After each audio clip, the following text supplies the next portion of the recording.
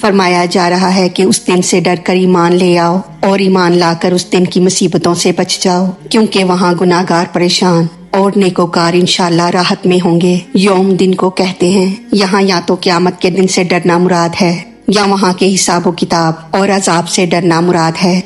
اعوذ باللہ من الشیطان الرجیم، بسم اللہ الرحمن الرحیم۔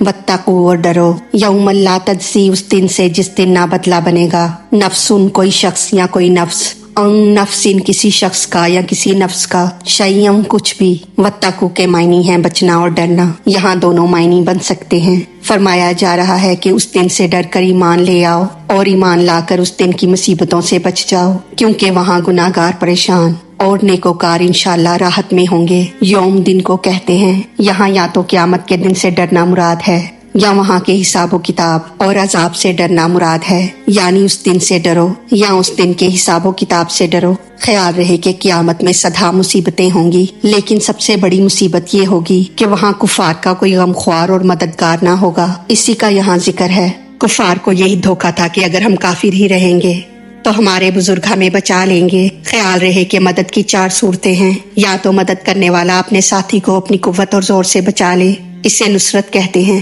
یا مدد کرنے والا بغیر زور سے کسی اور طرح اپنے ساتھی کو بچا لے، جیسے سفارش وغیرہ، اسے شفاعت کہتے ہیں، یا کچھ دے کر اس ملزم کو بچایا جائے، اسے جزا کہتے ہیں، اور اگر جرمانہ وغیرہ دے کر چھڑایا گیا ہو تو اس کا نام فدیہ ہے۔ اس آیت میں ان چاروں باتوں کی ترتیب وار نفی فرمائی گئی۔ تجزی جزا سے بنا ہے، جس کے معنی ہے ادا کرنا یا بدلہ دینا، یعنی قیامت کے دن نہ تو کوئی کسی کی طرف سے اعمال کر سکے گا اور نہ اپنے اعمال دے کر اس کو چھڑا سکے گا، اور نہ کسی کے بدلے میں کوئی عذاب بھگت سکے گا۔ اس جملے میں پہلے نفس سے نفس مومن اور دوسرے نفس سے نفس کافر مراد ہے۔ مطلب یہ ہے کہ کوئی مومن متقی پرہیزگار نفس بھی کسی کافر نفس کی حاجت روائی نہ کر سکے گا اور نہ ہی کسی قدر اس کی تکلیف کو دور کر سکے گا، یعنی عبادات، معاملات، عقائد، اعمال اور فرض کسی شے میں بھی کسی کی حاجت روائی نہ کر سکے گا۔ ولا، اور نہ یقبل، قبول کی جائے گی، منہا، اس سے، شفاعتوں، کوئی سفارش، یعنی اس کی شفاعت قبول نہ کی جائے گی۔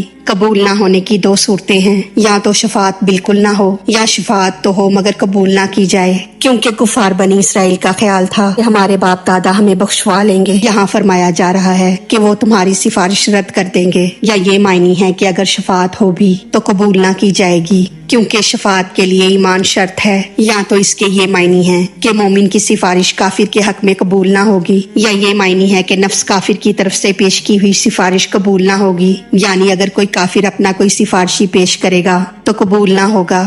شفاعت ان کے معنی ہے ساتھی ہونا اور ہمراہی بننا، کیونکہ سفارشی بھی حاجت مند کو اکیلا نہیں چھوڑتا بلکہ اس کا ساتھی بن کر اس کی حمایت کرتا ہے۔ ولا، اور نہ یؤخذ، لیا جائے گا، منہا، اس سے، عدل، کوئی معاوضہ، یعنی کسی سے کوئی معاوضہ یا فدیہ بھی نہ لیا جائے گا۔ خیال رہے کہ یہاں بھی دینے کی نفی فرمائی گئی ہے۔ اس کی بھی دو صورتیں ہیں، ایک یہ کہ وہ فدیہ دے ہی نہ سکے، دوسرے یہ کہ وہ دینا چاہے مگر قبول نہ ہو، یعنی کفار کے پاس کچھ دینے کے لیے ہوگا ہی نہیں کہ اسے قبول کیا جائے، اور اگر اس کے پاس سارے خزانے ہوں بھی اور وہ ان کو دے کر عذاب سے چھوٹنا چاہے تو بھی منظور نہ ہوگا، یعنی اگر مومن شخص کافر کی طرف سے امال یا مال کا کوئی فدیہ پیش کرے تو منظور نہ ہوگا۔ آیت کے معنی یہ ہوئے کہ کافر کو رشوت، نذرانہ یا خون بہا لے کر بھی نہیں چھوڑا جائے گا۔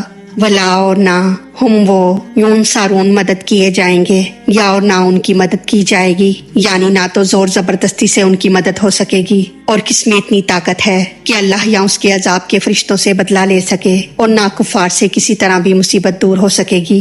اللہ تعالی ہماری غلطیوں کو معاف فرما کر ہمارا پڑھنا سننا اپنی بارگاہ میں قبول فرمائے، ہمیں دین و دنیا کی تمام نعمتیں عطا فرمائے اور ہمیں عمل کی توفیق عطا فرمائے۔ آمین یا رب العالمین۔ وما علینا الا البلاغ المبین۔